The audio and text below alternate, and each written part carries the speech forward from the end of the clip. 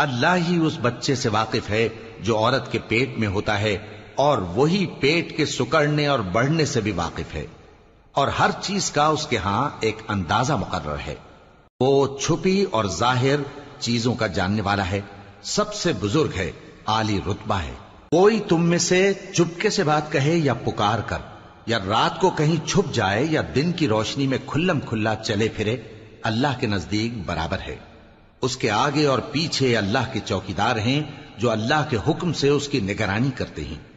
اللہ اس نعمت کو جو کسی قوم کو حاصل ہے نہیں بدلتا جب تک کہ وہ اپنی حالت کو نہ بدلے، اور جب اللہ کسی قوم کے ساتھ برائی کا ارادہ کرتا ہے تو وہ پھر نہیں سکتی، اور اللہ کے سوا ان کا کوئی مددگار نہیں ہوتا۔ وہی تو ہے جو تم کو ڈرانے اور امید دلانے کے لیے بجلی دکھاتا اور بھاری بھاری بادل پیدا کرتا ہے، اور رعد اور فرشتے سب اس کے خوف سے اس کی تسبیح و تحمید کرتے رہتی ہیں۔